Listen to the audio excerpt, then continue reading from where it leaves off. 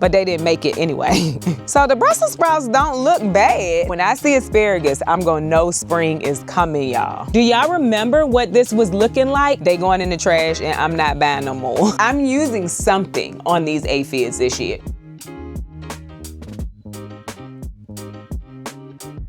Hello, welcome to Yellow Door Urban Homestead. I am Asia and I'm an urban gardener growing in a small space out in my backyard. And today, it is February the 27th, and it is a decent day out here. It's like in the 50s out here today. So I wanted to bring y'all outside. We haven't been outside in a while because it's just been cold, y'all. So I want to bring you outside. I want to show you the spring garden, which is in our Bootstrap Farmer greenhouse. The sides are rolled up right now because it was like 70-something degrees in there, although it's only 50-something degrees outside. Also, I've been looking at the green stalks. My onions are like pretty much all my onions are dead. The garlic is doing fine, but the onions, they pretty much rotted in the soil. So I'm gonna show y'all that, which is fine because I started some more onions. Now, do I have enough onions to fill these green stalks back up that already had onions in it?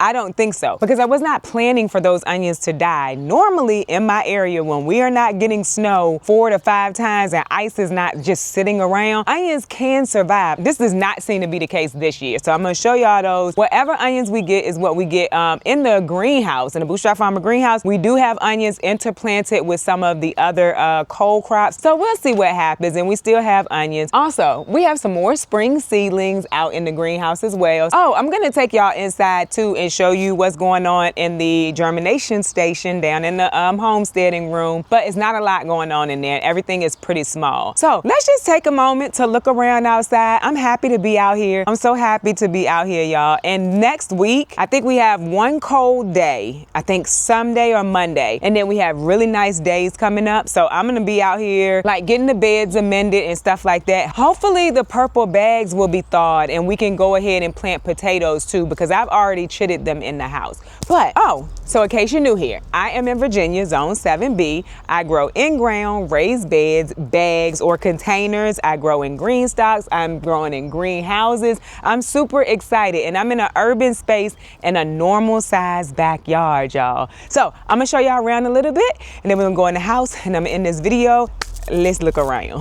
Something I forgot to mention, y'all, spring is coming. These are chives, and they had actually died back and everything was looking like this. Look now, everything is coming back. Chives are perennial. They'll come back every year. I am so excited. These were pretty much dead and they looked like they were rotted. Very excited about that. So this is a herb green stalk, by the way. So like this is the yarrow. This is what was there last year before all of the cold. I need to come and cut that off, but you can see we got new growth right there. Very excited about that. The same thing with the parsley. What has died back, I need to cut, but the new growth is coming. Now this more than likely will flower this year and I'll have to replant it because it's biennial. And then we have some sage down here. I'm gonna cut it back a little bit, see what happens, because sage is also perennial. It should be fine as well. But I just wanted to show y'all that spring is coming. It's coming slowly, but it is coming because that herb green stalk is starting to send up the plants, the actual plants that will be a part of the 2026 garden season. I'm super excited, y'all. Now, what I wanted to show y'all is over here. So y'all remember this was an onion green stalk?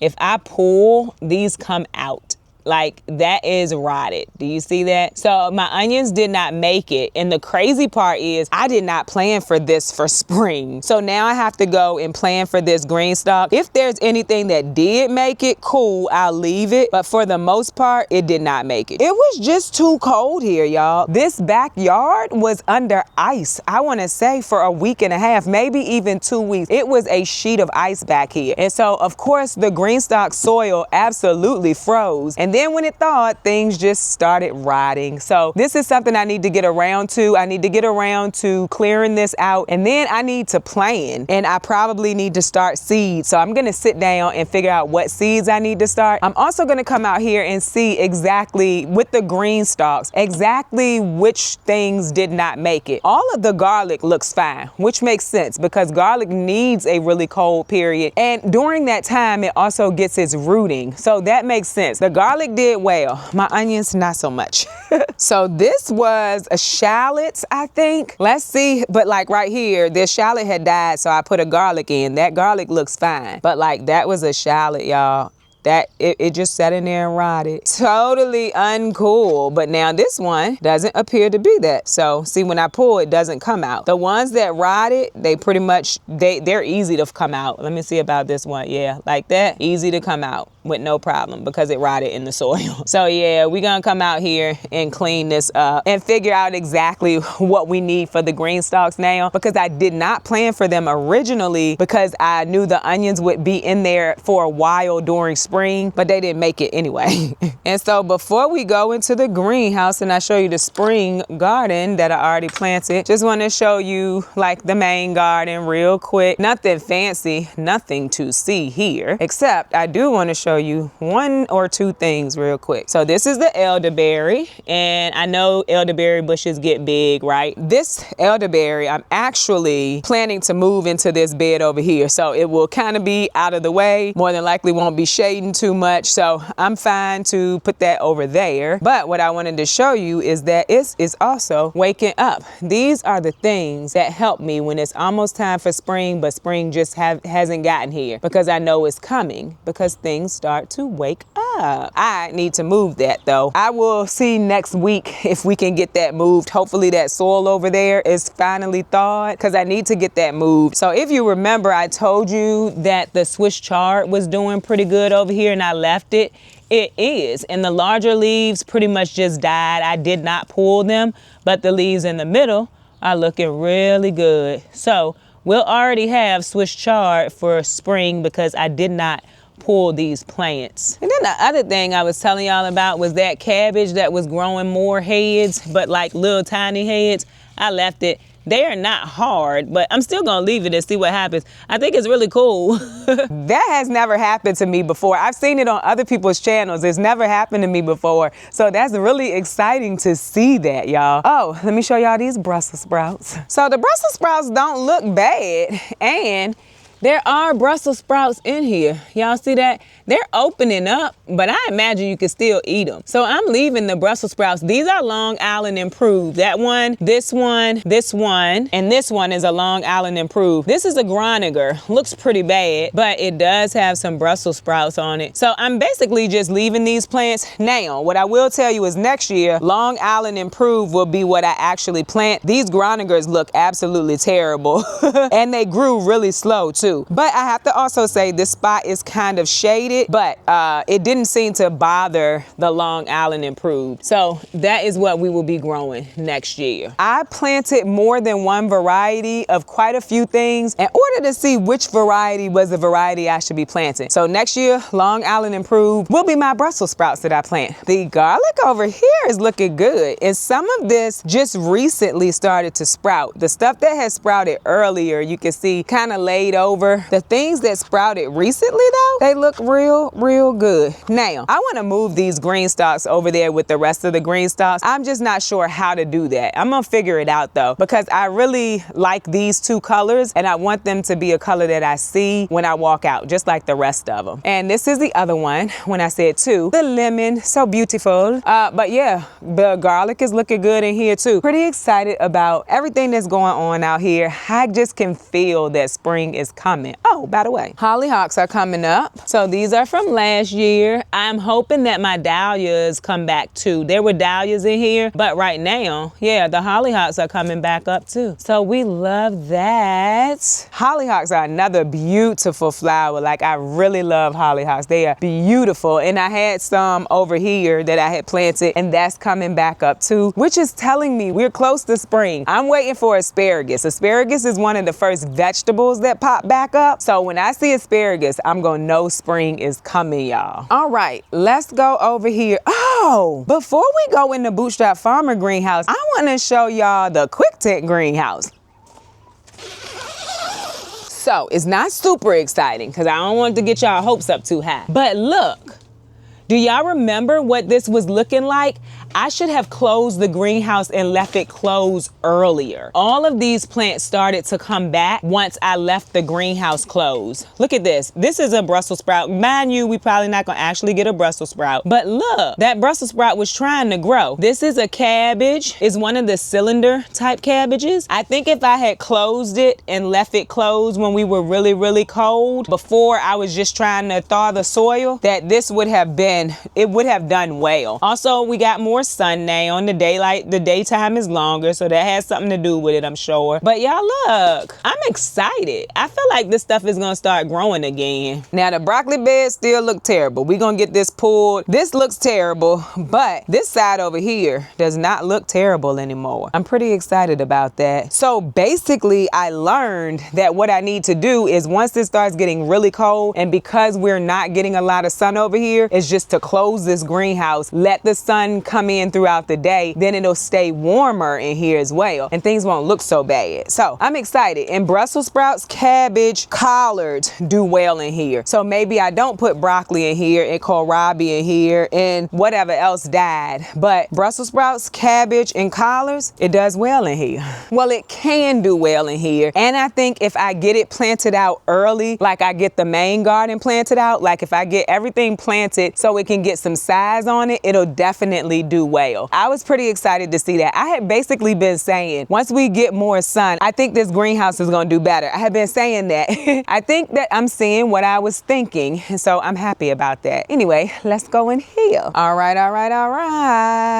Over here, we have our garlic. We've had the garlic in for a while, so that was in early fall, I think. So like right after I got this up, so sometime in November. So the garlic is looking good. I do plan to fertilize in here tomorrow, just with some fish emulsion, because it's supposed to be like 60-some degrees tomorrow. So all of the seedlings have been living out here. These are ranunculus, and those I had basically sprouted the corms. They're doing really good out here. We have had nights in the freezing temperatures, but having them in the greenhouse is what's helpful and why they are not dying, I assume. And then we have calendula. Now calendula can take a freeze, so we're not really worried about that either way. These are more onions. Like I was telling you that we had more onions that we can plant. I need to fertilize these too. I have not fertilized this stuff either. And we have, what do you call it, aphids, so we need to get those off of the calendula.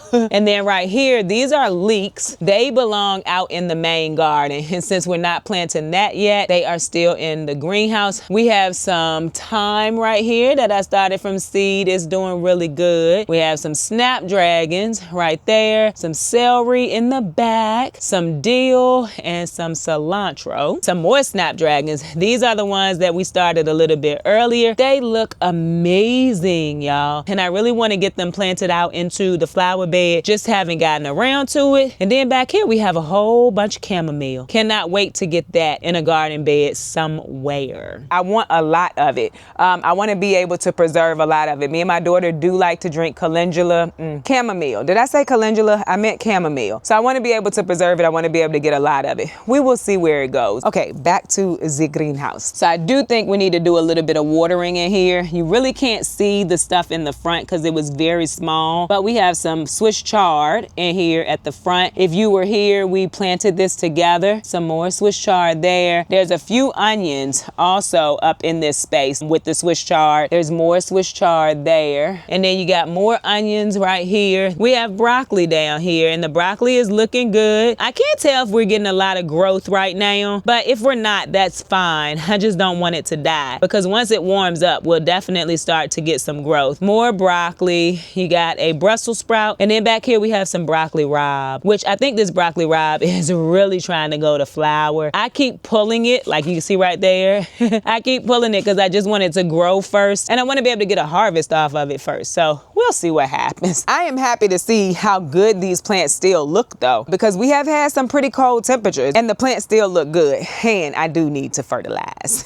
And so then you have this third bed over here. This is all broccoli and onions. So we interplanted onions and we have broccoli, and then all the way at the end we have a few cabbages. But for the most part, this is broccoli and onions. But I think this is gonna be good. This is gonna be my spring garden this year, just because the weather has been so crazy. My spring garden would have gone out into the main garden, but the weather has just been crazy, and we still have cold weather, and we are about to be going into March, like really cold weather going into March. Come get me, y'all.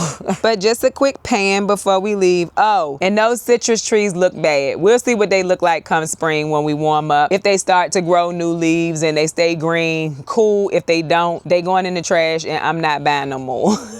But anyway, that's a quick little pan. That's a quick little pan. I'm not trying to grow things that's gonna be a lot of work during the winter. And true story, I feel like if I had done that right, so that we didn't have a whole bunch of yellow leaves or dead leaves, it would have been a lot of work, and I'm not going to do it. I'm not going to do it, y'all. All right, so let's go inside now, see what's going on downstairs in the grow room, and then I'm going to bid thee farewell. And I'm glad that you were here to hang out with me this evening outside in my garden, and now inside where we have been for weeks now.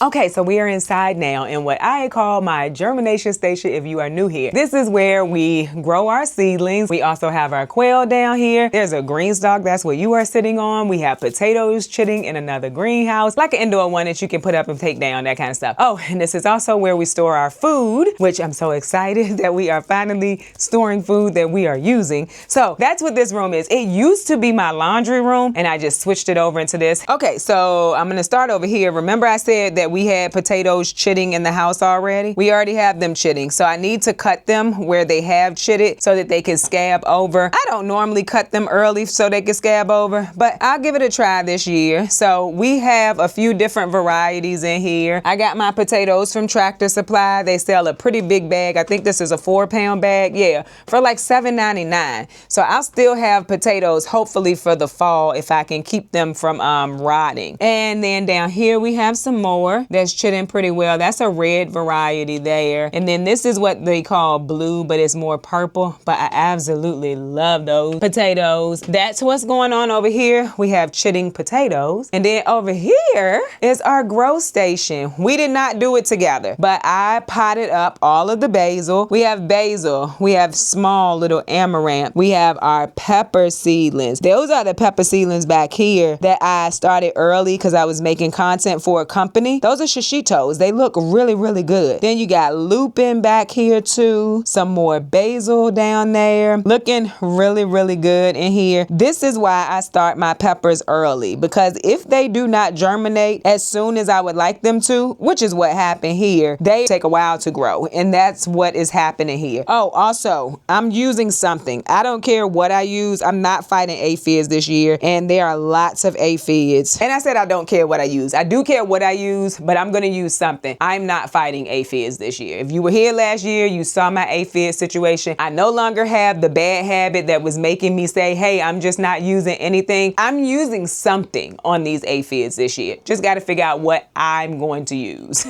Over here, we got our tomatoes planted out. By the way, I ordered more of these. I really like these. Bootstrap Farmer gave me this one, but I really like it, so I ordered more because it's a company that I promote, but it's also a company that I love. I think I ordered the bundle of 5, but this is really going to be helpful when I'm starting seedlings so that I don't have to do a whole lot of work. Also, probably not using a lot of soil either. So yes, I ordered more of these. They should be here on the 3rd, which is also gonna be helpful because like I said, I gotta figure out what's going on with the green stalks. So if I need to sow in mass, this is gonna really help before I gotta up pot. I really like these. Then I did get the marigolds started. So we got some of the marigolds coming up, but we got a lot of marigolds already popping up. And if you were here last year, you know I really struggled getting marigolds to start. I ended up going to the store to buy them. So I don't know if it was me or the seeds, but I was struggling last year, but they're popping up everywhere. Also started some more hollyhocks. And then we have more peppers. This whole tray is peppers. I up potted them, gave them all their own 3.3-inch pots. So they're all doing well. These whole 2 trays